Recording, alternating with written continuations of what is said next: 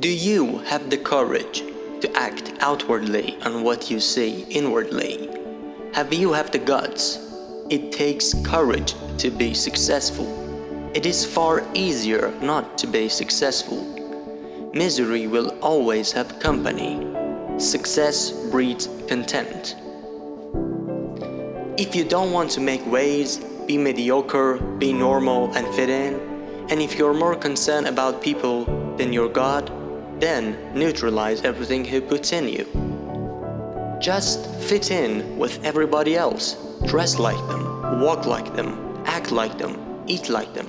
Go wherever they go, think like they think, do what they do.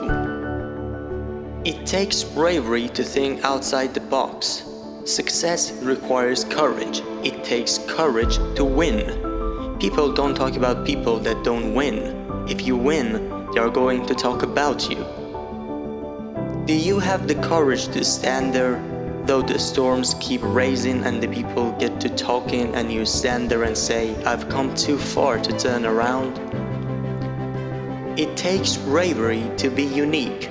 It takes courage to be wise. And it takes courage to be rich. Getting an education takes courage. It takes courage to be knowledgeable, because the moment you do, you don't act like you forgot where you came from. Look at talented. It takes courage.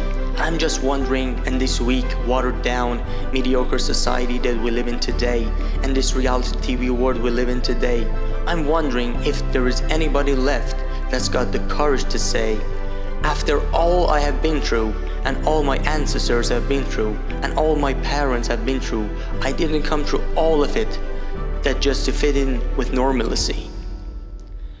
I have the confidence to pursue my dream. The best things in life takes time. When I was younger, I was impatient because I had the naivety of thinking the dreams would come quickly. But the best things in life take time. From simple things like food preparation to more complicated issues of parenting and marriage, the best things in life take time. You can get married, you can have a wedding in 30 minutes, but it takes years to have a marriage. It is a sharp contrast between being rich and being wealthy.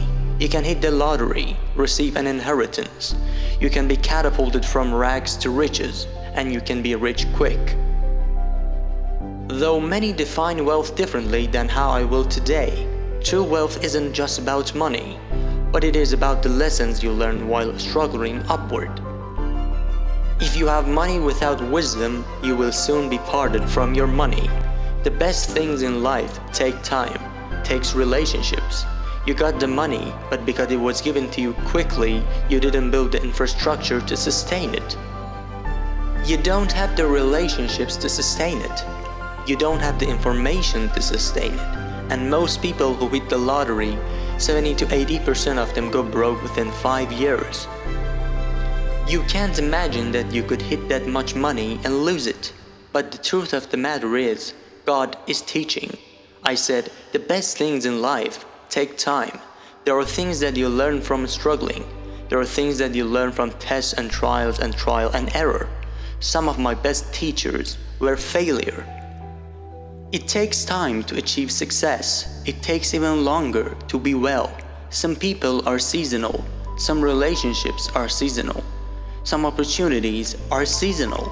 And yet, when we see the seasons change, we think the blessing has ceased. But it is not that the blessing has ceased. It is that the season has changed. There is a great deal of difference between how my yard looks in the spring and how it looks in the fall and by the time it gets to winter. Quite frankly, the trees are ugly and barren and destitute, and if you came in the winter and saw it, you would have no idea of how beautiful it would be.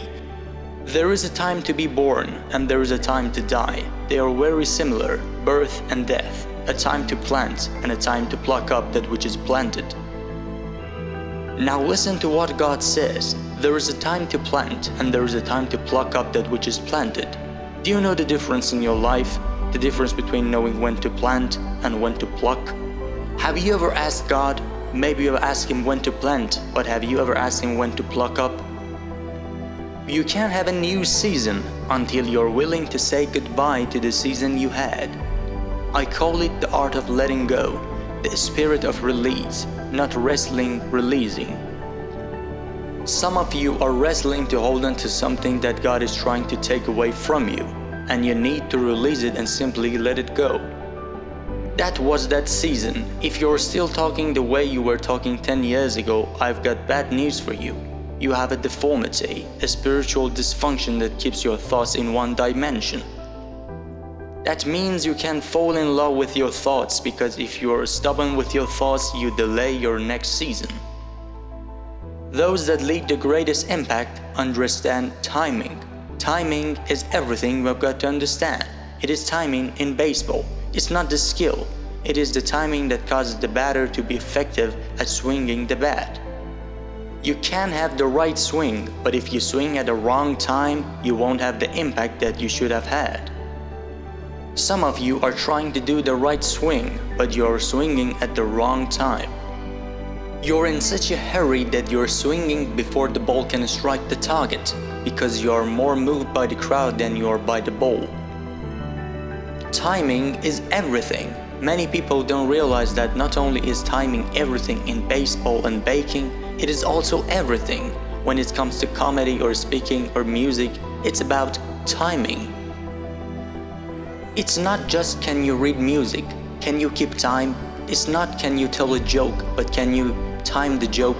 It's not can you speak a message, can you use time to convey information? Can you give great information out of time and be an incompetent speaker because you don't understand timing? Everything is a rhythm. God is a rhythm. Breathing is a rhythm. Circulation, heartbeat, pulse, everything that is live has a rhythm. Birth follows a rhythm. A woman's body follows a rhythm. God is teaching us over and over again through nature, creation, and procreation. The timing is everything. You can't be fruitful out of season. Somebody shall teach me to know my season. Help me with my timing. You can be right about what you said, but wrong about when you said it and do more damage than you did good. It's not about right and wrong. It's about timing. Right information delivered at the wrong time can tear our marriage up, can cause a child to feel defeated, can stop a loan from going through, can stop the house from being built, can stop you from having the peace you ought to have. You're worried about being right. You need to be worried about timing, timing, and timing. And the question is everything timing? Absolutely. Timing is absolutely everything.